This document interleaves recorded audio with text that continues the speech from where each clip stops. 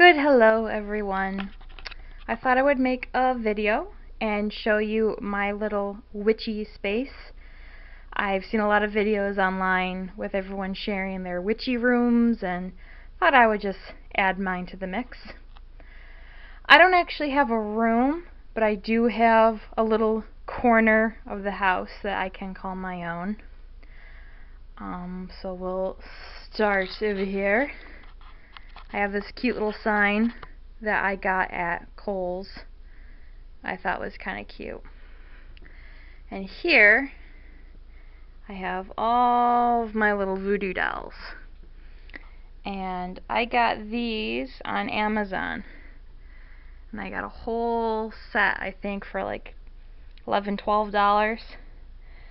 And they're really useful when I'm doing some healing work or, spiritual work with people that I know and love, and those are just nice little representations.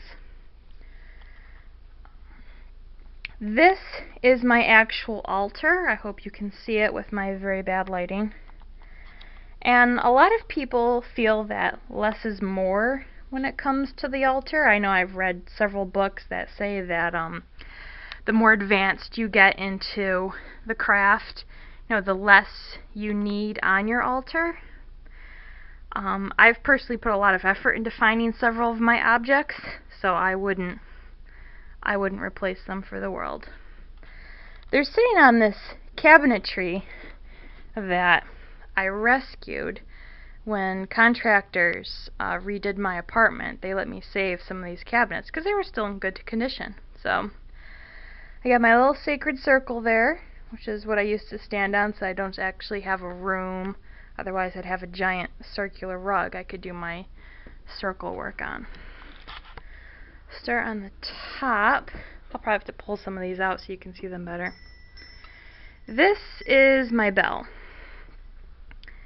And it's a beautiful Chinese dragon bell that my parents got for me for Christmas on Amazon.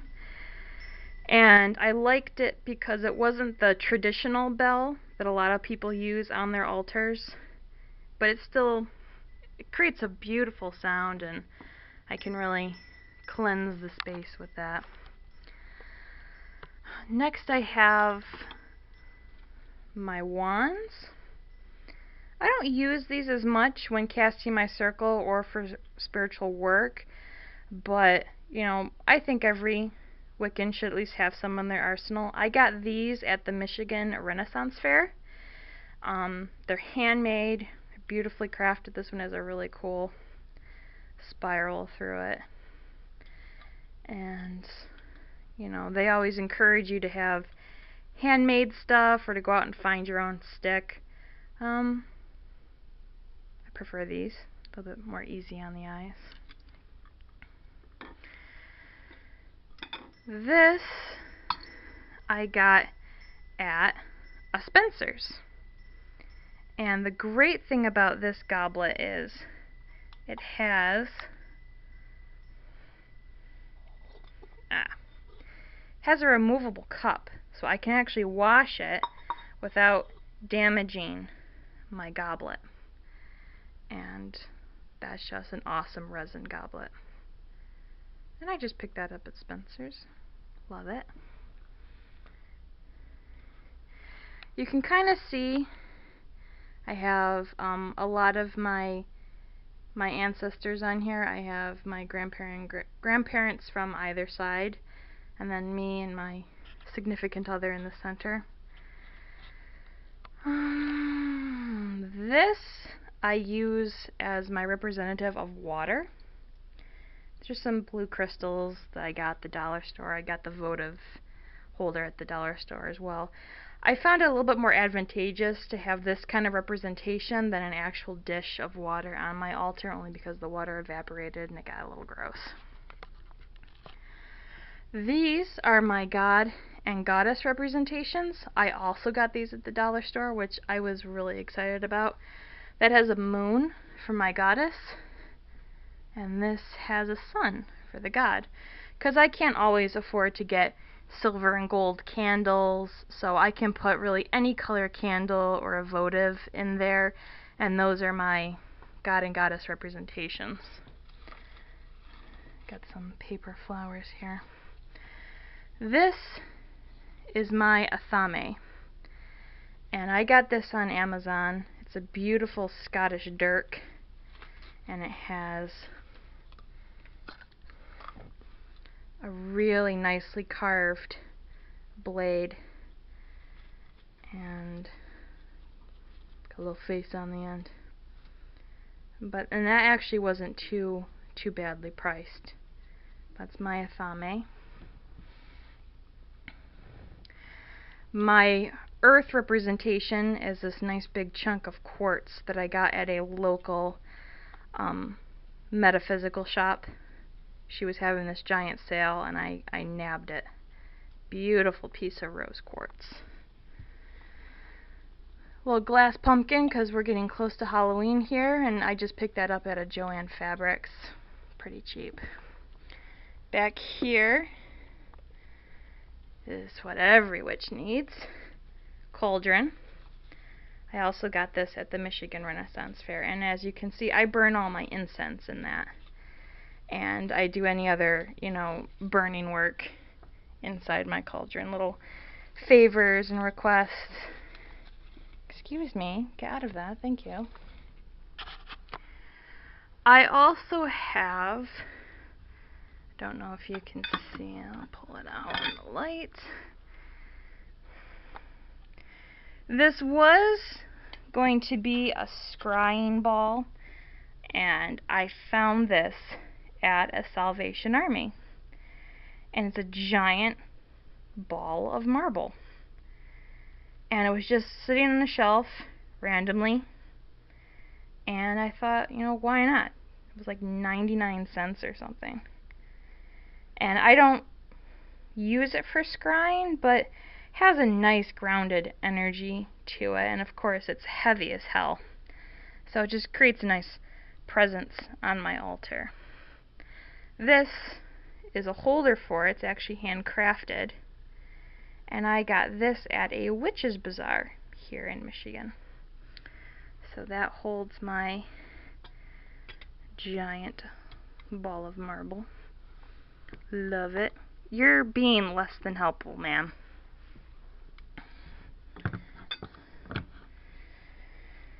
And then there's my Book of Shadows. I bought this probably when I was still in high school as a journal. And I never wrote in it, not as a diary or anything. And then when I became more educated and interested in the craft, I started putting all my little witchy secrets in there. But I've been adding to it over the years. In fact, I almost have it filled up. And my altar cloth is actually quite interesting. I'm not going to unfurl it right now because I have everything up here, but I have several pieces of fabric all sewn into each other. You can see the bottom of this is like a darker color, and I have the gold on top. So when I change seasons or when I change Sabbats, I can change my altar cloth.